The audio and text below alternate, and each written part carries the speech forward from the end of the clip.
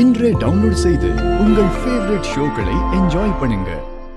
ஏன் டாக்டர் இப்பவே ஸ்கேன் எடுக்கணுமா என்ன? ஒரு கன்ஃபர்மேஷனுக்காக தான். வந்துருவாங்க, வெயிட் பண்ணுங்க.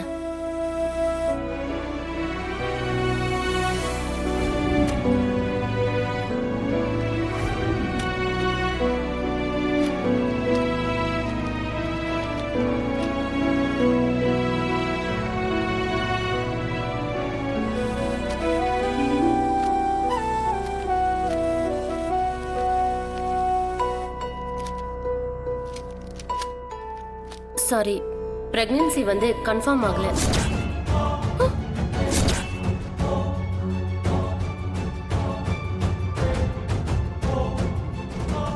இல்ல டாக்டர், எங்க வீட்ல ஒரு அம்மா வந்து பார்த்துட்டு கண்டிப்பா தானா மாசமா இருக்கான்னு தான் சொன்னாங்க.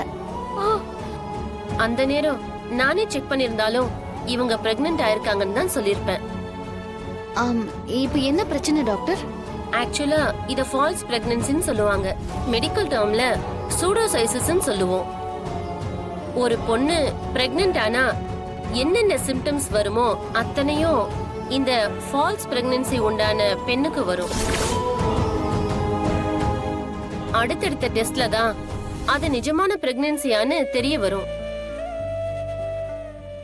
அத வச்சு பிரெக்னன்ட் ஆனதா ஒரு முடிவுக்கு வருவோம். அடுத்தடுத்த டெஸ்ட்ல தான் அது நிஜமான பிரெக்னன்சியா இல்லையான்றது தெரிய வரும்.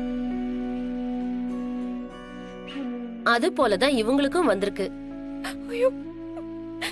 டாக்டர், எதனால இப்படி வருது? ஓவரான மன அழுத்தம், கர்ப்பம் ஆகணுங்கிற எக்ஸைட்மெண்ட், அப்புறம் ஹார்மோன் சேஞ்சஸ், இந்த மாதிரி சில காரணங்களை சொல்லலாம். இப்போ இல்லனாலும் அடுத்து குழந்தை உண்டாகும்ல? கண்டிப்பா உண்டாகும். இவங்களுக்கு கர்ப்பப்பையில நல்லாதான் இருக்கு, அந்த பயமே வேண்டாம்.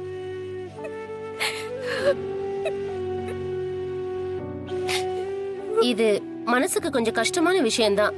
ஆனா குழந்தையே பிறக்காதுன்னு சொல்லலையே, அப்புறம் எதுக்காக அழணும்? இல்ல டாக்டர், இவ பிரெக்னண்டா இருக்கிறதுனால வீட்ல எல்லாரும் சந்தோஷமா இருக்காங்க. இத எப்படி அவங்க கிட்ட சொல்றதுன்னு நினைச்சுதான் அழறா. தனா, அழாத தனா. கண்டிப்பா குழந்தை பிறக்கும்னு அவங்களுக்கு நம்பிக்கை கொடுங்க.